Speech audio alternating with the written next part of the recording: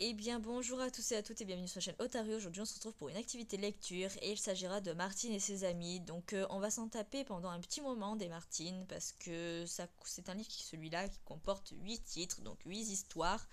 Et on aura donc aujourd'hui on va se lire Le Poussin Inattendu, mais dans les mercredis suivants on aura Martine fait du camping, Martine fait ses courses, Martine prend le train, Follet le petit chat, on aura Jean-Loup et Sophie au bord de la rivière, Jean-Loup et Sophie à la montagne et Jean-Loup et Sophie au jardin de Lilliput. Donc du coup, aujourd'hui, on va se lire Le Poussin Inattendu. Donc je propose à ce qu'on commence tout de suite. C'est parti. Marc et Vivette ont été au marché avec maman. Regarde papa ce que nous avons rapporté. Un lapin vivant. Il est tout jeune. N'est-ce pas qu'il est joli? Très joli, mais nous n'avons pas de clapier. Nous le mettrons avec les poules, dit maman. Les poules et les lapins ne se mangent pas entre eux. Nous l'appellerons Pinou, décide Vivette. Les enfants déposent Pinou par terre dans l'enclos où les poules se promènent. Toutes les poules accourent aussitôt. Oh, quelle drôle de bête! D'où viens-tu? Dit la poule blanche. Comment t'appelles-tu? Dit la noire. Pourquoi n'as-tu ni plume, ni crête, ni queue, ni bec? Pinou ne dit rien. Il ne connaît pas le langage des poules. Sera-t-il gentil pour nous? S'inquiète une poule. Il n'a pas l'air méchant, remarque une autre. En grandissant, ne deviendra-t-il pas dangereux? C'est peut-être une espèce de chat, dit la pintade effrayée. Il a un pelage luisant comme Minet. Ne craignez rien, dit le coq, qui est plus vieux et plus instruit que les poules. Ce n'est pas un chat. Les chats font la guerre aux poules. C'est pourquoi Marc ne laisse jamais Minet venir chez nous. Celui-ci est un lapin. Il ne vous fera aucun mal. Vivette jette du grain aux poules qui se précipitent. Pinou regarde d'un air étonné, un peu inquiet. Qu'est-ce que c'est que ces petites choses jaunes, rondes et dures que les poules semblent trouver si bonnes? Moi, je ne peux pas manger cela. Me donnera-t-on autre chose? Heureusement, voici Marc, avec une pleine corbeille de verdure. Il y en a pour les poules et pour Pinou, et celui-ci reçoit encore de belles carottes. Le soir, les poules montent par une petite échelle, vers une ouverture qui intrigue beaucoup Pinou. Elles y pénètrent l'une après l'autre et disparaissent. Sûrement elles sont allées se coucher. Que vais-je faire? Pense Pinou. Je ne sais pas grimper. Marc lui apporte une caisse avec de la paille. Pinou s'y endort. Cocorico! C'est le coq qui réveille les poules. Il réveille aussi Pinou. Le jour se lève à peine. Pinou a froid. Il n'a pas très bien dormi. Malgré son pelage, il frissonne sous la rosée. Il réfléchit.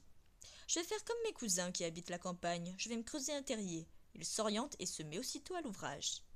Viens voir ce que fait Pinou, dit Vivette à papa. Parbleu, Vivi, ton Pinou me paraît en train de creuser un terrier. Laissons-le faire, on verra bien. Pinou s'est fait un gîte bien confortable, un couloir qui descend dans le tour et qui aboutit à une belle petite chambre où Pinou peut se coucher à l'aise, à l'abri du vent, du froid et de la pluie. Au bout de quelques jours, les poules sont habituées à Pinou. Elles le regardent sauter, grignoter. Il est gentil, disent-elles. C'est dommage qu'il ne parle pas. De son côté, Pinou les regarde se chamailler, gratter la terre, battre des ailes et caqueter sans arrêt. Elles sont gentilles, mais un peu trop bavardes. Et il y a encore une chose qui étonne Pinou tous les jours. Les poules vont déposer d'étranges choses blanches dans un grand panier. Ces choses-là doivent être précieuses. Chaque soir, Vivette vient les chercher. Elle les emporte avec précaution et on voit bien qu'elle est contente. Ce sont des œufs. La poule jaune est en colère. Elle crie très fort. J'ai pondu! Je vous dis que j'ai pondu un œuf. Si tu l'avais pondu, on le verrait. Je l'ai pondu. Où est-il? Qui l'a pris? Il était là, par terre, près du trou de Pinou. Pourquoi pas dans le pondoir? Dit le coq. Il n'était pas libre et j'étais pressé. On n'a pas retrouvé l'œuf. Pinou n'a rien ni vu ni entendu. Il dort au soleil. Le soir, en rentrant dans son gîte, savez-vous ce que Pinou y a trouvé? Un œuf. Il est ravi. Oh, se dit-il, ces poules ont vraiment bon cœur. Chaque jour, elles donnent des œufs à Vivette et ce soir, elles ont aussi pensé à moi. Comment les remercier? Je ne parle pas. J'irai les saluer demain.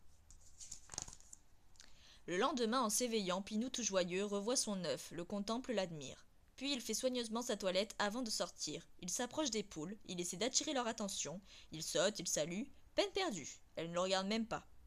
Alors Pinou prend peur. Peut-être qu'elles ont changé d'idée et qu'elles vont venir me reprendre mon bel œuf. Je vais faire bonne garde. Les jours passent, il fait chaud. Le bel œuf est toujours dans le terrier. Toute la journée, Pinou reste auprès de son trou. La nuit, dans sa petite chambre, il se couche en faisant bien attention de ne pas écraser l'œuf. Il croit qu'il va le garder toujours. 3 semaines passent. Pinou s'éveille et dresse l'oreille inquiet. Quel est ce bruit? Tac, tac, tac. On dirait que c'est dans l'œuf. On dirait même que l'œuf bouge. Mais oui, maintenant voilà que le bel œuf éclate en morceaux. Il en sort un petit animal que Pinou ne connaît pas. pas plus gros qu'une pomme avec un bec et des pattes toutes jaunes, et qui fait piou-piou. C'est un poussin Pinou, n'en revient pas. Que faire? Il se décide à sortir. Le poussin le suit. Ce matin, Vivette et Marc apportent du grain pour les poules et un beau trognon de chou pour Pinou. Pinou n'est pas là, pas encore levé, dit Marc. Regarde, il sort de son trou. Mais, les enfants ouvrent de grands yeux. Maman, maman, viens vite, Pinou a un poussin. Un poussin? Pinou? Vous verrez. Non, nous les avons vus sortir ensemble. Les poules sont furieuses. Elles ne veulent pas du poussin, qu'aucune d'elles n'a trouvé. Elles le pourchassent à coups de bec. Vite, dit maman, emporte-le à la cuisine. Et allons raconter à papa, dit Vivette. Je crois bien, dit papa, que c'est Pinou qui a couvé ce poussin-là. L'œuf sera tombé au fond du terrier. Il y fait assez chaud. Nous devons l'élever dans la maison, dit maman. Pendant bien des jours, on a donné au poussin du pain trempé dans du lait, du riz bien cuit. Maintenant, il a grandi. Il peut manger du grain, des vers, de la verdure. Il est assez fort, dit maman. Remettons-le avec les poules. Elles ne le pourchasseront plus. Pinou n'a rien compris. Il ne sait pas qu'un œuf tenu au chaud et pendant 21 jours donne naissance à un poussin et que c'est le poussin lui-même qui brise l'œuf pour en sortir. Pinou a poussé hors du terrier les débris de l'œuf. Pendant 3 jours, il a réfléchi, puis il a oublié.